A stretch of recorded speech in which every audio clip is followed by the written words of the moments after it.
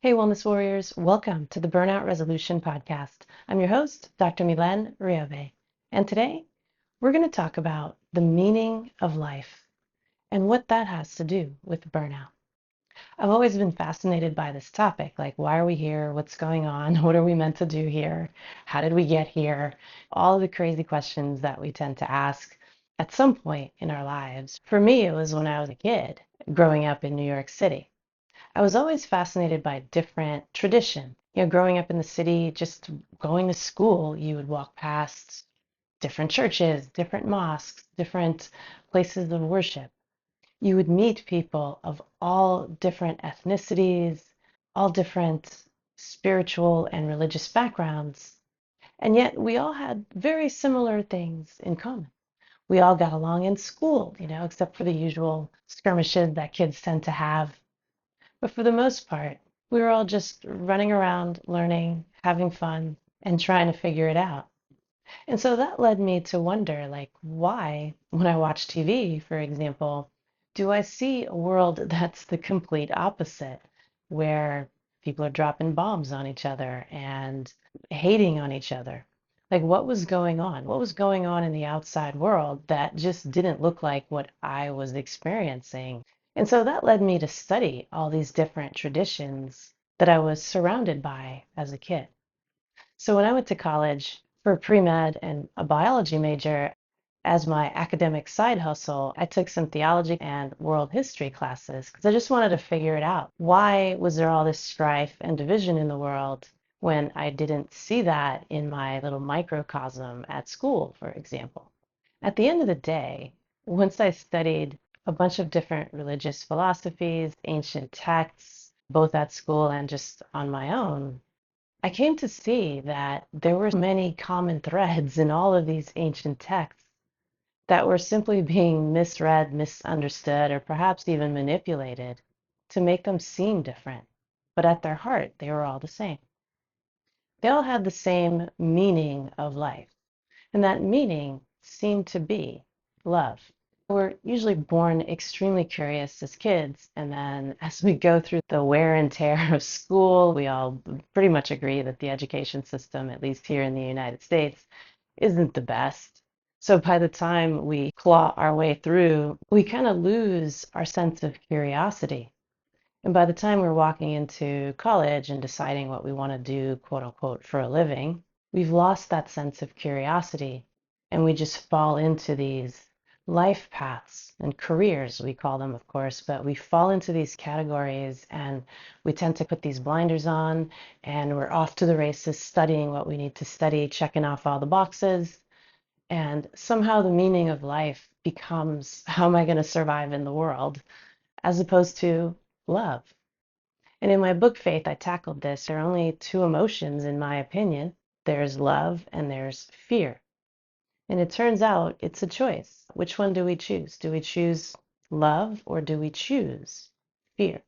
Choosing fear means being in your head a lot and the indoctrination that takes place as we go through our childhood, as we go through school. There's a lot of indoctrination at school and not really free thinking and teaching of actual historical facts. And so we end up indoctrinated with these beliefs that may or may not be true. But one thing they all seem to have in common is they instill fear. They instill this idea that I have to conform to a very specific way so that I can survive in the world. So the meaning of life becomes survival instead of love. And when we stay on that track for too long, we inevitably will burn out. Then we tend to go back and ask that question again. What is the meaning of life if what I just poured 2 decades of my life into is making me miserable? And we start to ask, what is the meaning of life? Why am I here? What is the purpose of my being here? And if we're not careful, we start to think that life is a little bit meaningless, that there is no point to being here. When we look at the bedlam and the chaos that surrounds us at times, it becomes really easy to get caught up in that fear. And that takes us down the spiral of burnout. And again, we just get hyper focused on clawing our way out of whatever ditch we're in so that we can survive in the world. Now, survival looks different for different people, right? It may be I need to have a certain amount of money in my bank account. It may be I need to have a certain type of relationship in my life. I need to have a certain number of children or whatever the case may be to appear a certain way that others might call successful. And then when people think that they are about to reach that pinnacle and they look back and realize, like, hey, I'm exhausted, I'm burnt out, I don't feel good, this is not fun, they start to ask the question again, like, what is the meaning of life? And that's the question that burnout inevitably brings us to. I say that burnout is not a broken body, it's not a failure, it's a gift. It's your body really forcing you to look at what is the meaning of my life and why am I here? And if you're in burnout, your body is giving you a big hint that you've been going against the meaning of life. Burnout happens simply when we forget our truth, and that is that we are love. How do we know this? Burnout is usually framed as working too hard, not getting enough sleep, being in a toxic work environment, and just simply being under too much stress. Burnout is the inevitable result of the mind, the body, and the spirit being out of rhythm. It's your soul whispering you've forgotten why you're here, which is easy to do in today's society. So how do we know that we are love? Where does that come from? So if we go back and we look at ancient texts and even science, we start to see the true meaning of life emerging everywhere we look. I'm not religious. I don't go to church. I'm more spiritual than religious. But I do believe that ancient texts, whether they be the Christian Bible, the Ethiopian Bible, the Torah, the Quran, the Vedic texts, and some Taoist texts or Buddhist texts that are thousands of years old, can show us some really important critical things that were known in ancient times. Ancient Egyptian texts as well, ancient Mayan traditions. So wherever we look, anywhere in the world, there are common threads that are known that science is even showing us to be true. There's a biblical text that says, whoever does not love does not know God, because God is love. And that's the book of John. This is telling us that the very essence of the Creator is love. In the Ethiopian Bible, the Book of Wisdom says, for you love all things that exist, and detest none of the things you have made. This tells us that creation itself is maintained by the Creator's love, and that nothing exists outside of that love. The Kabbalah tells us even more directly, the world is built by love. In Islam, or the Sufi tradition, it is said, I was a hidden truth, and I loved to be known. So I created the creation, that I might be known. In the Upanishads, which is a Vedic text, from bliss indeed all beings are born. By bliss they live, and into bliss they return. So bliss is extreme love and joy. What this is saying is that bliss is the beginning, the middle, and the end. In Taoist traditions, it said the great Tao flows everywhere. It nourishes all things. Again, in the book of Enoch, in the Ethiopian Bible, it said, and its fragrance shall enter their bone, and they shall live a long life on earth.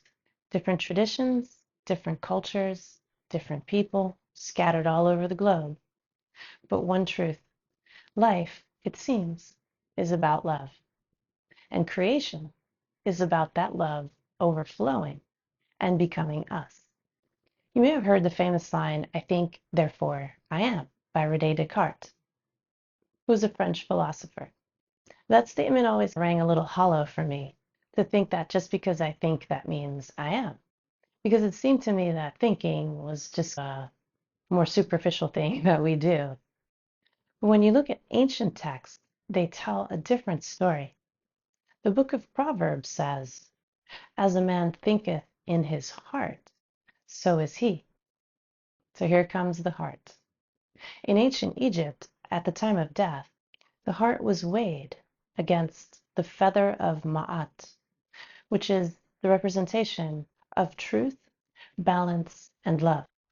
If the heart was light, the soul was free to enter the afterworld. If the heart was heavy with fear and corruption, the soul was bound and could not enter the afterlife. So ancient texts tell us a different story. It's not this thinking that matters, but this thinking. Of course, the emotion of the heart is joy and love.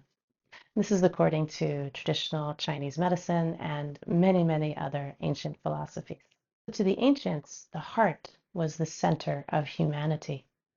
In traditional Chinese medicine, the spirit is housed in the heart, or what they call the Shen is housed in the heart. The Institute of HeartMath and now other scientists have shown that the human heart actually does have a brain. There are about 40,000 or so cells inside the human heart that are actually brain cells. So now it's been shown that the human heart actually has an independent brain that is independent of the brain in the head, and that it does its own thinking. And again, for those of you who've watched my podcast, there's an electromagnetic field. You've all heard about 1,000 times because it's so important. There's an electromagnetic field that emanates from the human heart that is not bound by space and time, whereas the one in the human head is bound by space and time. The human heart is our intuition. It's our intuitive thinking mind. And so when we think of the idea of, I think in my heart, and therefore I am, that makes more sense. Because we understand that intuition is not even bound by the need to be alive. We have the studies that we talked about in our last podcast, or maybe 2 podcasts ago. There are several scientific studies now published in peer-reviewed journals that show that human intuition is still present even when the heart is technically in cardiac arrest. In other words, not beating anymore. We have the ancient texts, we have now the science to show us that it's about love. The Institute of HeartMath also shows that the emotions of love and joy bring about high coherence. There is a rhythm within the nervous system, the autonomic nervous system specifically, that regulates our heartbeat. The way that our heartbeat varies from beat to beat matters. High heart rate variability is associated with increased intuition, increased fulfillment, and joy, peace, and overall well-being. Low heart rate variability, or non-coherence, is associated with fear, frustration, and chronic medical conditions. And again, all of that is controlled by the human breath. The way that we breathe controls how our heart coordinates our nervous system. So it controls how our heart brain controls our head brain to bring about either frustration and stress or peace, joy, and fulfillment. All that matters for burnout because your perception of your reality is based on which side of your nervous system is more active. There's even more science to show us this. Meditation studies show us that there are physical changes that occur in our human brain in addition to the coherence that occurs in the human heart as well. And that brings about more peace and joy, which supports your perception of your reality as being fulfilling. The field of epigenetics shows that our emotions control which genes are turned on or off. We have a wide range of human emotion. We can broadly separate them into 2 categories. There are emotions based in love and emotions based in fear. Emotions based in fear are going to be things like anger, actually being frightened, rumination, which means just being in your head and thinking too much, as examples. And then there are love-based emotions like joy.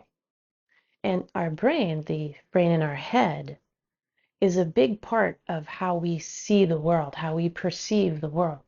It's almost like a filter. The heart brain is in communication with the field or the ethers, so to speak, or the vacuum, whatever you want to call it, spirit. If you're in high coherence, it will transmit down to the brain level the data, the information.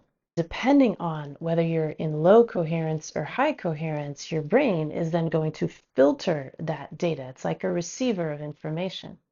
So if you're in low coherence, you're going to perceive that data as fearful. And that will then translate into you perceiving your environment as fearful. If you're in high coherence, your head brain will take that information and it will filter it as a positive experience, and you will perceive your environment in a positive way with more fulfillment and joy. That will dictate what genes are turned on and off, etc., on a physiological level. And this is how burnout and fear and stress can cause diseases. This is also how living the meaning of your life, which is love and authenticity, leads to a different set of genes being turned on, which allow for well-being and fulfillment. We have the field of quantum physics, which shows us that the observer shapes outcomes. A photon of light exists in what we call superposition. It's in different states of being and multiple different infinite possibilities of being. And it is the observer that focuses in to make those probabilities collapse into a reality, into a thing, into matter. And so the observer effect shows us that we literally shape our reality. In quantum physics, if there is no observer, photons or light just remains in this infinite field of probability until we focus on it, until we make a decision about how we want to live, what we want to experience. And that sets our life in motion to become. Making sure that you're in high coherence and living an authentic life through love is extremely important to shape that reality and your perception of it. So what does all this have to do with burnout? Burnout is that wake-up call that says you're straying off your path. You're not following the blueprint that your soul set up for you before you got here. Our emotions are a big hint of that too. We talked about the emotion of love being our intuition versus the emotions of fear being our brain trying to stop us from following our authentic path. Because that's the brain's job. It's here to keep us safe. It's here to keep us on the planet, right? So it makes sense that it's going to potentially trigger things that cause us to pause, cause us to have some level of fear, right? We need to be afraid of gravity if we're in a high-rise building. We don't want to jump out of the window thinking that we're going to somehow defy the rules of the universe. So the brain is there to remind us, like, hey, it's 20 some odd stories down. Don't get too close to the ledge. Or, hey, don't stick your finger in the fire or it'll burn and bad things will happen. So that's why the brain is there. We need this fine line between making sure that we're not airy-fairy and thinking that we can do whatever and break the rules of physics, so to speak. But also we need something to allow us to think big, right? So that we don't get trapped in that fear-based thinking.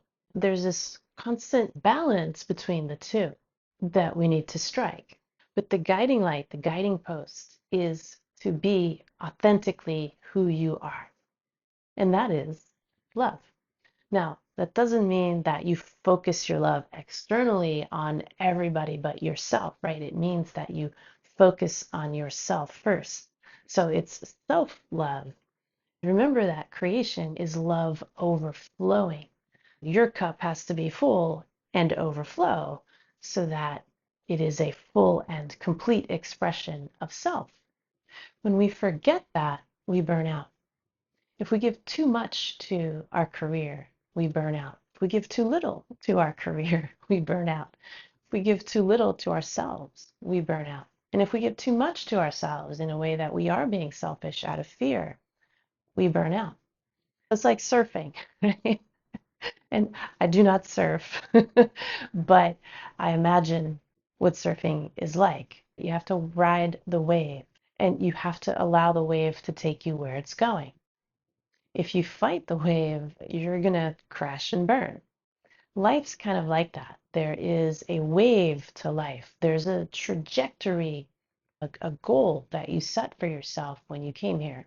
We each have our own unique expression in the world that expresses our authentic self and our love, our authentic selves as love overflowing. Your brain wants to control how you do that.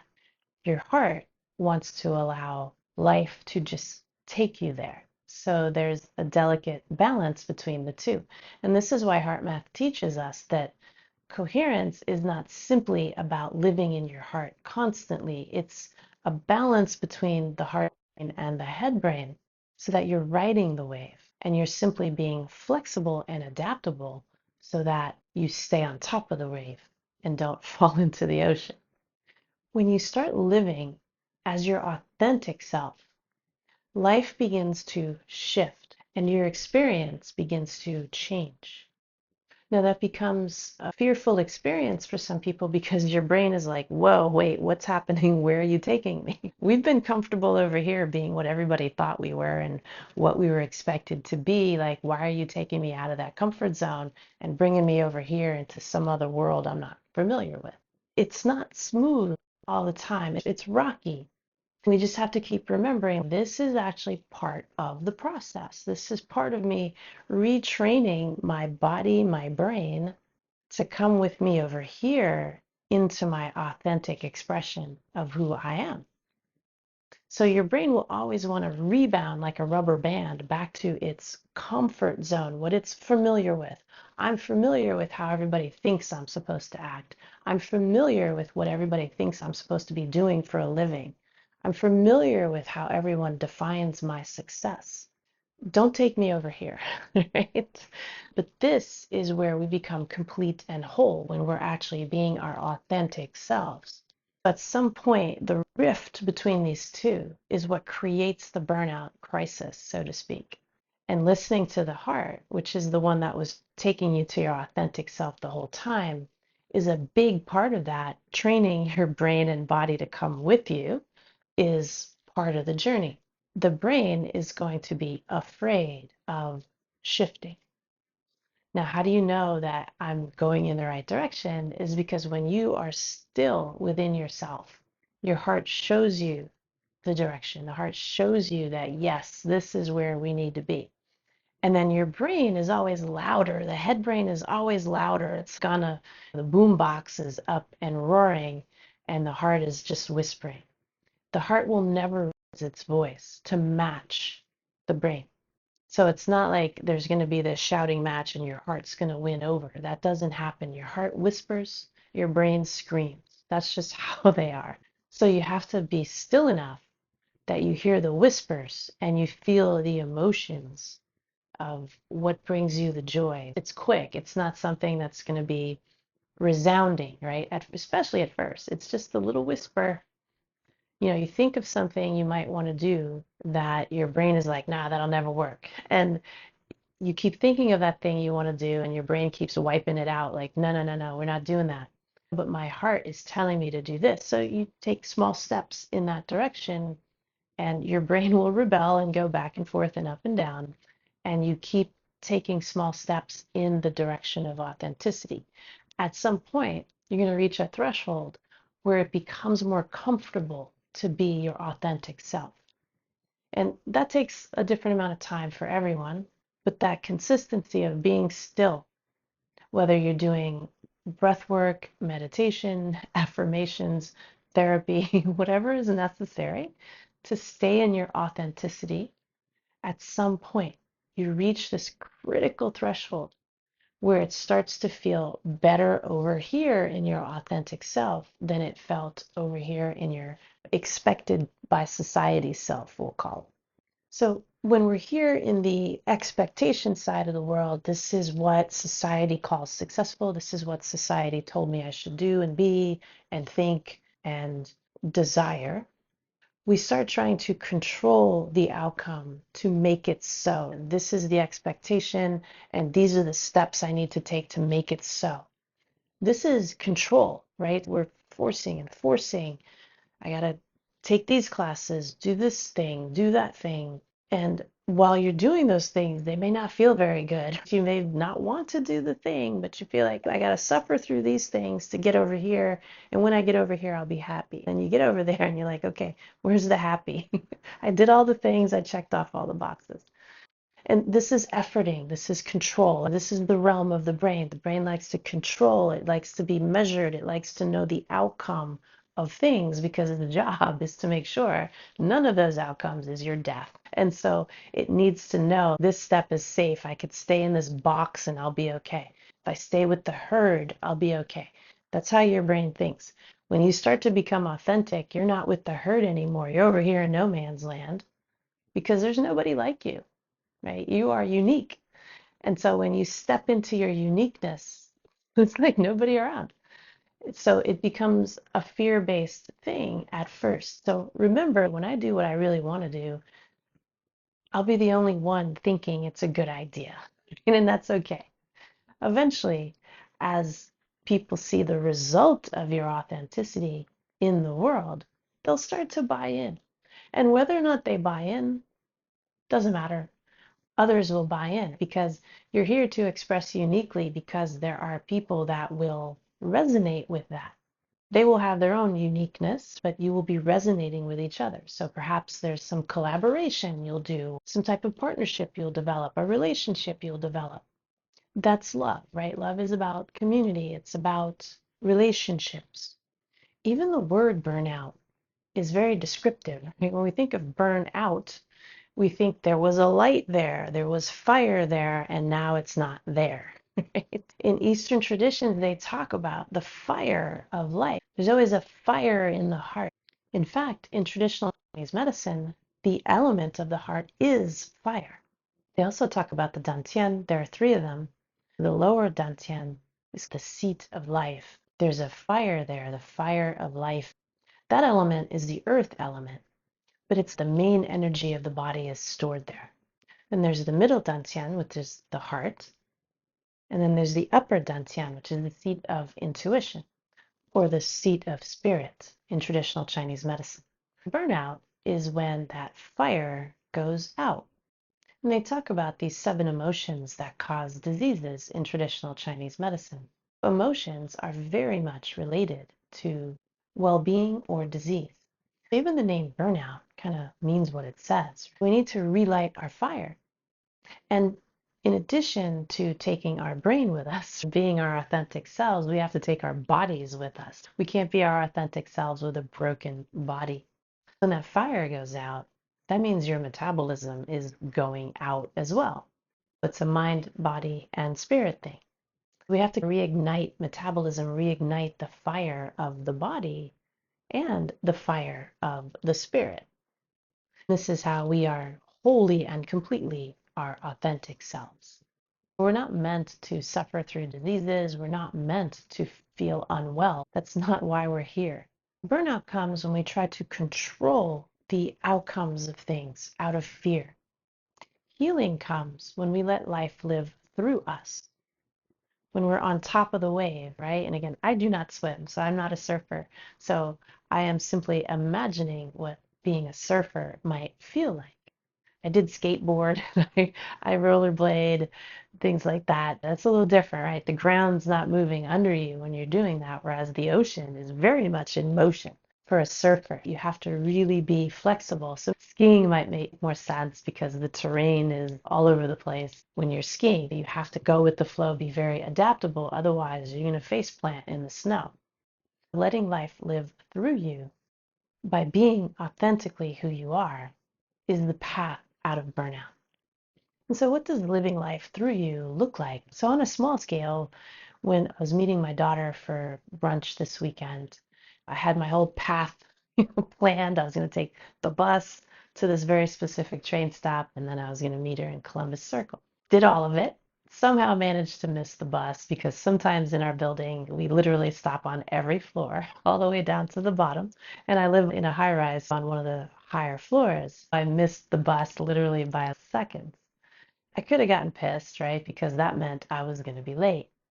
But I just had the intuitive reminder, hey, let's use this as one of those times when we let life live through us. So I started walking to the train station instead of taking the bus. Then I ran into the Mexican Day parade. Like, so the entire street was blocked. The bus had to be diverted. And so then I realized that's why I'm not on the bus.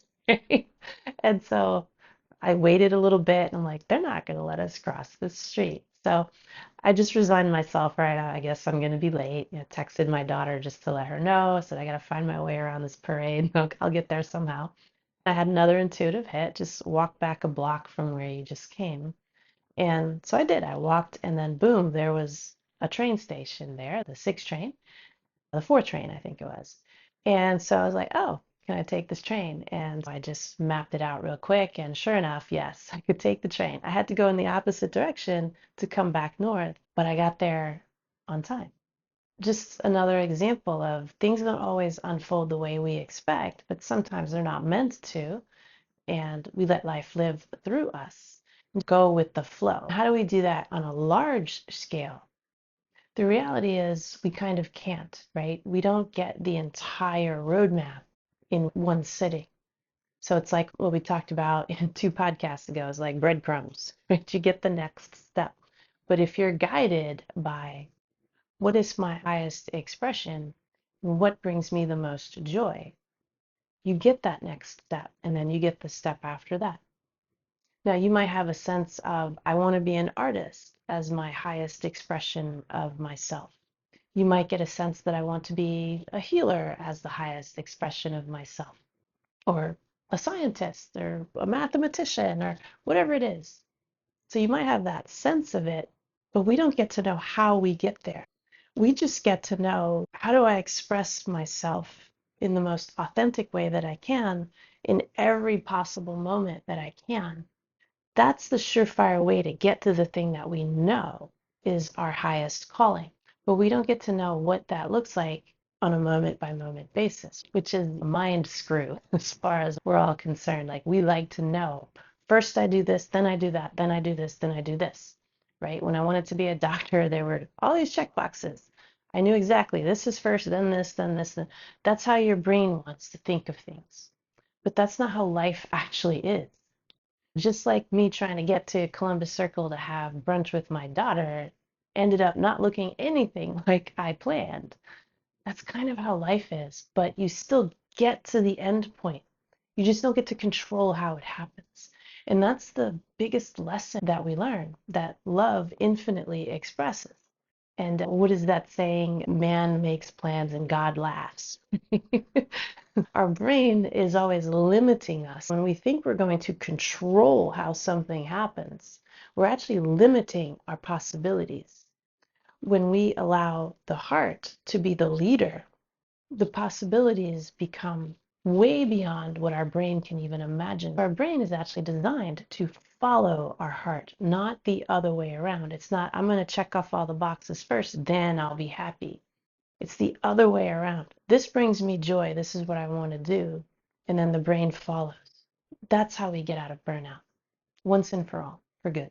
Now, again, there will be snags because we're human, right? So we can't perfectly follow every breadcrumb and every synchronicity flawlessly, but that's part of it too. Every time something happens, when we fall into burnout, for example, it's a gift, it's a lesson. What do I get to learn from this? Where was I not being authentic in my life that now I get to be more authentic?